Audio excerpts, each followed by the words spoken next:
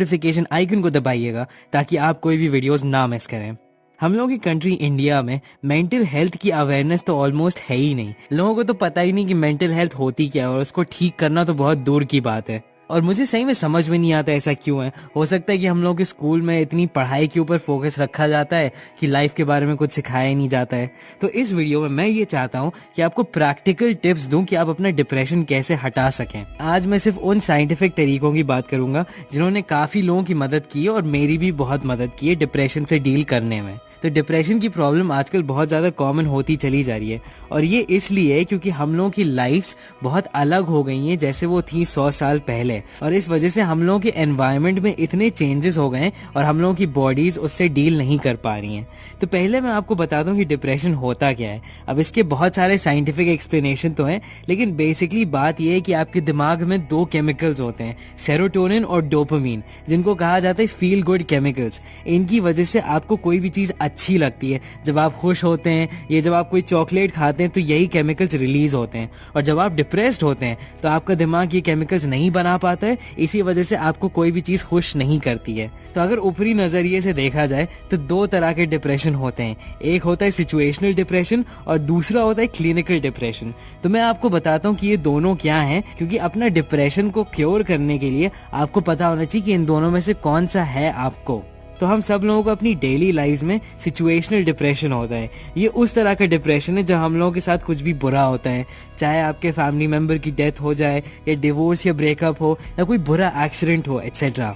इस तरह का डिप्रेशन इसलिए होता है क्योंकि आपकी लाइफ में एकदम से चीजें बदल जाती हैं या आप जैसा अपनी पूरी दुनिया देखते हैं वो बदल जाता है और आप उसके साथ डील नहीं कर पाते हैं। तो ज्यादातर लोगों को तो इसी तरह का डिप्रेशन होता है, और जो भी मैं चीजें आपको इस वीडियो में बताने वाला हूँ वो ज्यादातर आपको इसी तरह के डिप्रेशन को ओवरकम करने में हेल्प करेगी। लेकिन दूसरे तरह का डिप्रेशन होता है क्लिनिकल डिप्रेशन। ये उस तरह का डिप्रेशन है जो आपकी लाइफ के सारे एरियाज को अफेक्ट करने लगता है। लोग अच्छे से काम नहीं कर पाते और उनकी फिजिकल हेल्थ भी धीरे धीरे डिक्लाइन करने लगती है। और अगर आपको बहुत टाइम से डिप्रेशन है और आप डिप्रेशन से ऊपर आ ही नहीं पा रहे हैं तो शायद आपको क्लिनिकल डिप्रेशन हो। ऑफ कोर्स मैं डॉक्टर नहीं हूँ और सबसे बेस्ट है कि आप एक सर्टिफाइड साइकोलॉजिस्ट से अपना डिप्रेशन डायग्नोज कराएं। इस तरह का डिप्रेशन अकेले अकेले में डील करना थोड़ा मुश्किल होता है और ज्यादातर टाइम शायद आपको दवाई और थेरेपी की जरूरत होगी एक असली साइकोलॉजिस्ट के साथ। लेकिन अगर इस टाइप का डिप्रेशन है भी आपको, तब भी जो भी मैं इस वीडियो में आपको बताऊंगा वो आपकी हेल्प जरूर करेगा। और कभी भी ऐसा ना सोचिए कि आप इस डिप्रेशन से नहीं निकल पाएंगे। बस एक साइकोलॉजिस्ट को देख लीजिए अगर पॉसिबल हो और इन टिप्स को फॉलो करिए। लेकिन इससे पहले कि मैं बताऊं कि क्या करना चाहिए, आपको समझना होगा कि इतना इम्पोर्टेंट क्यों है अपना डिप्रेशन हटाना। डिप्रेशन इस तरह की प्रॉब्लम है जो आपकी लाइफ की क्वालिटी कम कर देता है, लेकिन शायद ये सबसे छोटी प्रॉब्लम होगी आपके साथ। डिप्रेशन आपका करियर भी बिगाड़ सकता है क्योंकि आप अपने जॉब पे तो फोकस कर नहीं पाएंगे, और सबसे इम्पोर्टेंट कि डिप्रेशन को एक्चुअली लिंक किया गया है दूसरी टाइप की मेंटल प्रॉब्लम से, जैसे एंजाइटी, ओसीडी या स्किज़ोफ्रेनिया। तो ये बहुत इंपॉर्टेंट है कि आप इससे डील करना सीख लें इससे पहले कि और बुरा हो जाए।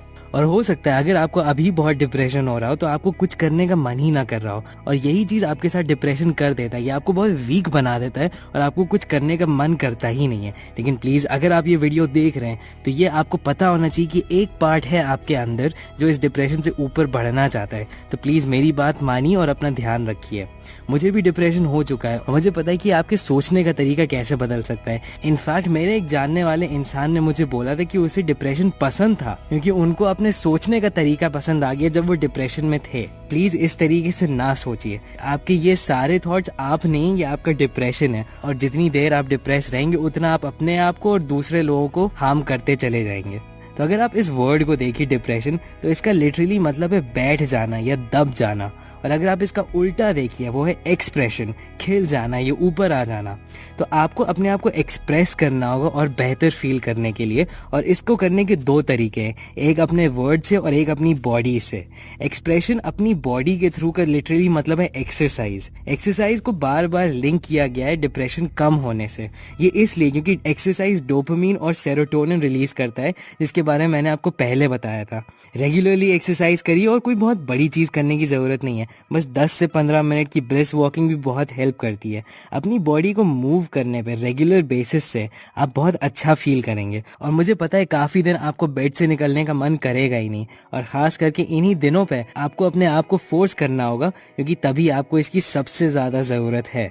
एक और चीज़ जो हेल्प करती है वो है ठंडे पानी से नहाना। ठंडे पानी से नहाने में आपकी पूरी बॉडी हिल जाती है और आपके ब्लड का सर्कुलेशन बढ़ जाता है। मेरे लिए ये सबसे ज़्यादा इफेक्टिव रहा है शॉर्ट टर्म में, कि कभी भी मुझे थोड़ा भी डिप्रेशन होता है तो मैं ठंडे पानी से नहा लेता हूँ। जब मैं काँप रहा होता हूँ, चिल्ला रहा होता हूँ, बहुत तेज़ तेज़ सांस ले रहा होता हूँ, तो उससे मैं बहुत ज़्यादा बेहतर फील करता हूँ।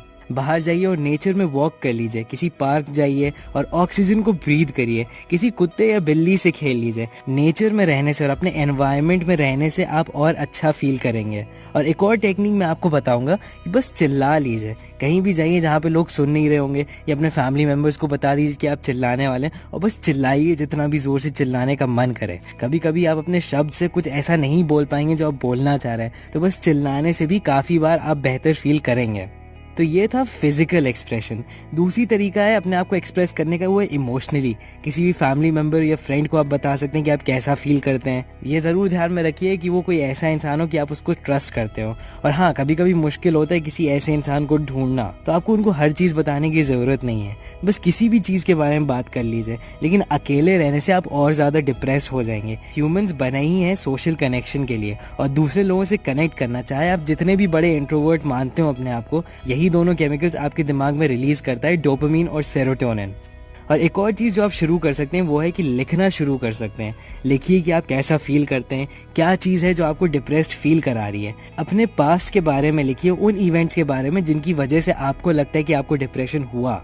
अगर आपके साथ कुछ बहुत ही बुरा हुआ है आपके पास्ट में और आपने अभी तक उसके बारे में सोचा नहीं है, तो फिर आप डिप्रेस रहेंगे, क्योंकि आपने उससे डील करना सीखा भी नहीं है। मुझे पता है कि बहुत मुश्किल होता है, लेकिन प्लीज़ एक कमिटमेंट करिए कि आप अपने आप को सही करेंगे।